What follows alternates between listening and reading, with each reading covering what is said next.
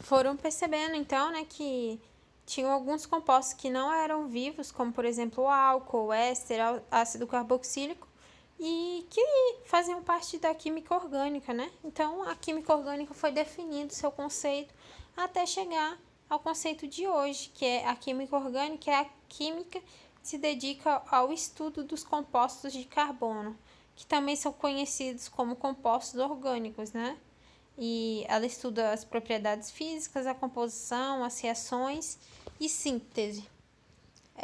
Então, primeiro, para falar de química orgânica, a gente precisa então falar sobre o carbono, já que é a química que estuda o composto dos carbonos. Então, significa que o carbono é tão, mas tão importante para a natureza e para os seres humanos e para o mundo em geral, né?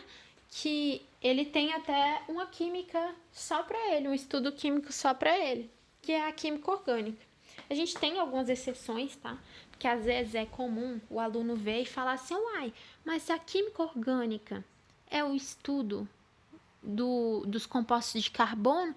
Como que, por exemplo, o dióxido de carbono, o monóxido de carbono, que é o CO2, o CO, estão lá na química inorgânica como óxidos, não aqui na química orgânica, né? Eles estão lá na química inorgânica. Então, essas são as exceções à regra, tá? Deixando claro aqui que são as exceções.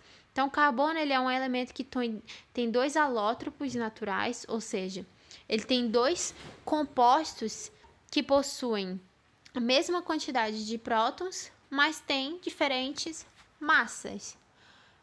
Tem diferente quantidade de nêutrons, né? Que é o grafite e o diamante. Então, o carbono em si, ele tem uma coisa que é muito usada no dia a dia, como o grafite, que ele é utilizado para fazer pilha, ele é utilizado para desenho, ele é utilizado em usinas nucleares, e a gente tem também o diamante, que é uma das joias mais caras do planeta Terra, né?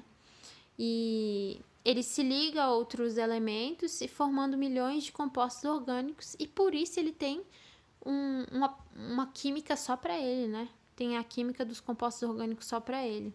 E o carbono pode fazer apenas 4 ligações com outros elementos químicos, por conta da quantidade de elétrons que ele tem. Ele tem 4 elétrons na última camada dele, ou seja, 4 elétrons na camada de valência.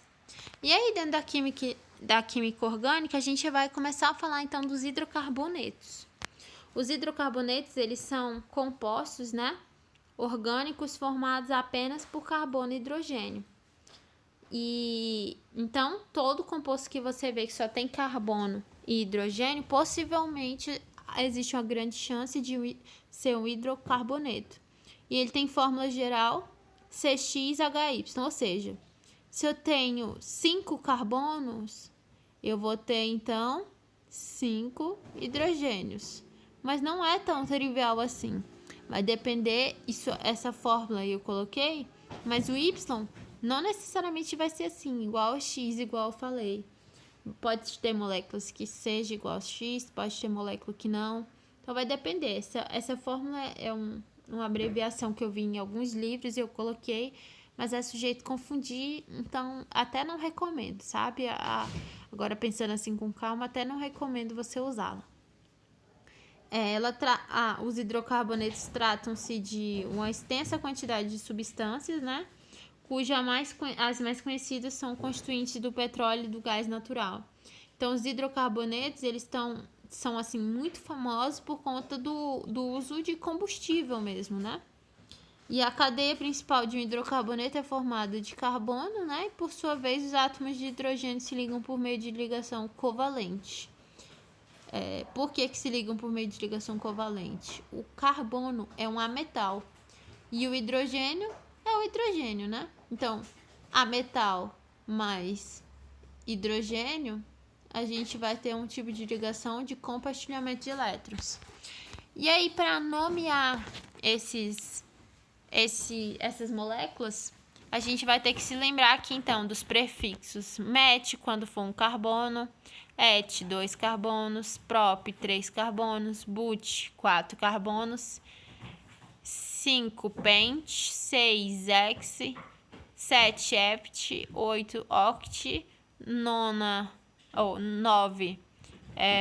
non e 10 dec.